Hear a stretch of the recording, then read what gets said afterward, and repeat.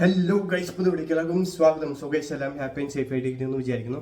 So guys, 2 ദിവസമായിട്ട് ഭയങ്കര പനിയും ജലദോഷമൊക്കെ ആയിട്ട് സൗണ്ട് ഒന്നും ഇല്ലാണ്ട് സീനായിരുന്നു. അതുകൊണ്ട് തന്നെ നമ്മുടെ സൂര്യണ്ണൻ്റെ കംബാക്ക് തരാൻ പോകുന്ന പടമായ കറുപ്പ് ഫസ്റ്റ് ഡേ കാണാൻ പറ്റിയില്ല. ഫസ്റ്റ് ഡേ ശരിക്കും ഇറങ്ങാമെന്ന് പറഞ്ഞ 14-ാം തീയതി ഐ വാസ് ഫൈൻ.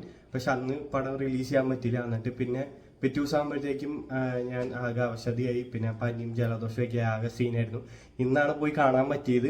സോ പടം കണ്ടിരുന്നു. സോ നിങ്ങൾ ജസ്റ്റ് കറുപ്പിൻ്റെ ഒരു ടൈറ്റിൽ കാർഡ് ഒന്ന് കണ്ടിട്ട് വാ.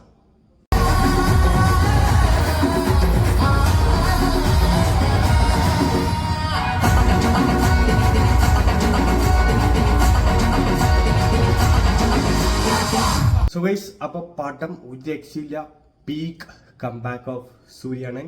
സോ വിജയണ്ണൻ പോയതിന് ശേഷം ഇനിയിപ്പോൾ നമുക്ക് മെയിനായിട്ട് നോക്കാനായിട്ടുള്ളത് സൂര്യണ്ണനാണ്. പിന്നെ അജിത്തണ്ണനാണെങ്കിൽ റേസിങ്ങിന് പിന്നാലെ പോയി.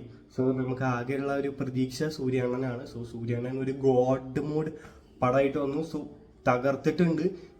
സ്പെഷ്യൽ മെൻഷൻ ചെയ്യാണ് സായി അഭ്യങ്കറിൻ്റെ മ്യൂസിക് ടോപ്പ് നോച്ച്. ഒരു രക്ഷയില്ല. പുള്ളി ആ പടത്തിനെ എലിവേറ്റ് ചെയ്തേക്കുന്നത് സീനായിട്ടുണ്ട്. ഒരു രക്ഷയില്ല.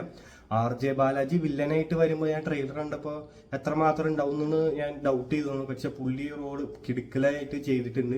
പുള്ളി തന്നെ എഴുതി ഡയറക്റ്റ് ചെയ്തുകൊണ്ടാണോ എന്ന് അറിയില്ല. പുള്ളി പൊളിച്ചടക്കിയിട്ടുണ്ട്. സാധാരണ ഇങ്ങനത്തെ വില്ലനിസം ഒന്നും പുള്ളി ചെയ്യാറില്ല. പുള്ളി ചെയ്യുന്ന റോൾസ് ഒക്കെ കുറച്ച് വെറൈറ്റി സാധനങ്ങളാവാറുണ്ട്. പക്ഷെ ഇത് പുള്ളി നൈസായിട്ട് പുൾ ഓഫ് ചെയ്തിട്ടുണ്ട്. പിന്നെ ഏറ്റവും കൂടുതൽ അത്ഭുതകരമായിട്ട് എനിക്ക് തോന്നിയെന്ന് വെച്ചാൽ മലയാളത്തിൽ നിന്നുള്ള ഇഷ്ടം പോലെ നടന്മാരും നടിമാരും പടത്തിലുണ്ട്. എന്ന് വെച്ചാൽ നമ്മുടെ ഇന്ദ്രൻ ചേട്ടനുണ്ട്, പിന്നെ അനഘയുണ്ട്, സ്വാസികയുണ്ട്, പിന്നെ നമ്മുടെ പോലീസുകാരിയായിട്ട് വരുന്നൊരു നമ്മുടെ ജോജിയിലൊക്കെ ഉണ്ടെന്ന പുള്ളിക്കാരത്തെ പേര് ഞാൻ മറന്നുപോയി. പുള്ളിക്കാരത്തി ഉണ്ട്, അജു വർഗീസ് ഉണ്ട് ഒരു ചെറിയ ഷോട്ടിൽ.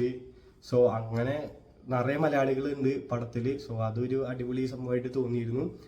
പിന്നെ സൂര്യണ്ണൻ പൊളിച്ചടിക്കിട്ടുണ്ട്. ശരിക്കും ഇങ്ങനത്തെ പടങ്ങൾ പുള്ളീനെ കൊണ്ട് മാത്രമേ പുൾ ഓഫ് ചെയ്യാൻ പറ്റുള്ളൂ എന്നാണ് എനിക്ക് തോന്നുന്നത്. കാരണം ആ ഒരു വൈബ് പുള്ളിക്ക് മാത്രമേ സെറ്റ് ആവുന്നുള്ളൂ. സോ പുള്ളി അത് ഗംഭീരമായിട്ട് ചെയ്തു വെച്ചിട്ടുണ്ട്. ശരിക്കും ഒരു കംബാക്ക് നടത്തിയിട്ടുണ്ട്. ഇനി അത് തുടർന്ന് പോവുകയാണ് ചെയ്യേണ്ടതെന്ന് ഇന്ന് മാത്രമേ ഉള്ളൂ. പിന്നെ ഇനി അടുത്തത് വരുന്നത് നമ്മുടെ മമിത ബൈജുവിൻ്റെ കൂടെയുള്ള ഒരു പടമാണ്. ആ പടം ഒരു പക്ക ആക്ഷൻ പാക്ട് പടമൊന്നുമല്ല, ഒരു ഫീൽ ഗുഡ് മൂവിയാണ്. അത് നല്ല രീതിയിൽ പോയാൽ മതിയായിരുന്നു. അതിനുശേഷം നമ്മുടെ ജിത്തുമാധവനായിട്ടുള്ള പടമായിരിക്കും കുറച്ചുകൂടി ഒരു പീക്ക് ലെവൽ സാധനം തന്നെ. പിന്നെ ഈ പടത്തിൽ കുറേ പടങ്ങളുടെ റെഫറൻസ് വരുന്നുണ്ട്.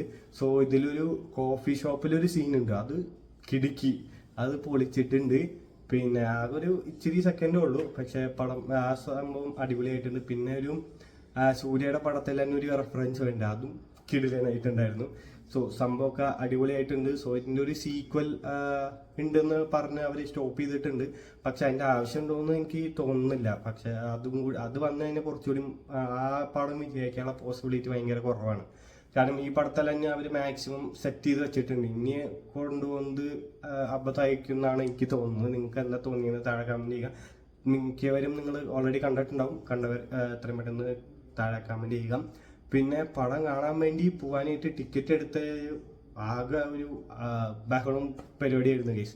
കാരണം ആദ്യം ടിക്കറ്റ് ഞാൻ ഇന്നലെ ബുക്ക് ചെയ്യാമെന്ന് വിചാരിച്ചു. ഇന്നലെ ബുക്ക് ചെയ്യാൻ രാത്രിയത്തേക്ക് ബുക്ക് ചെയ്യാമെന്ന് വിചാരിച്ചിട്ട് പിന്നെ അത് വേണ്ടെന്ന് വെച്ച് ഇന്ന് ഉച്ചയ്ക്ക് 1:30 ഷോയ്ക്കാണ് ബുക്ക് ചെയ്തത്. ബുക്ക് ചെയ്ത ശേഷമാണ് എനിക്കൊരു കോൾ വേണം, എനിക്ക് എന്നെ കാണാനായിട്ട് ഒരു ഗസ്റ്റ് വേണ്ടെന്ന്. അപ്പോൾ ആകെ സീനായില്ലേ. അപ്പോൾ ഞാൻ അജാക്സിനെ കൊണ്ടാക്കി തിയേറ്ററിൽ. അജാക്സിനെ കൊണ്ടാക്കി തിരിച്ച് വന്നപ്പോഴാണ് അജാക്സ് പറയണം പടം 20 മിനിറ്റ് ലേറ്റ് ആണെന്ന്. 1:30 1:50 2 മണിയാവും തുടങ്ങാനായിട്ട് എന്ന് പറഞ്ഞു വന്നു. അവിടെ എന്തോ ടെക്നിക്കൽ ഇഷ്യൂ കാരണം മുമ്പ് ഉണ്ടായിരുന്ന ഷോ ലേറ്റ് ആയിട്ട് തുടങ്ങി, അതാനും ലേറ്റ് ആവും എന്ന് പറഞ്ഞു വന്നു. അപ്പോൾ പിന്നെ എന്നാൽ പിന്നെ ഈ കാണാൻ വരുന്ന ആൾ കണ്ടു കഴിഞ്ഞിട്ട് നമുക്ക് പോകാമെന്നുള്ള മൈൻഡിലായി.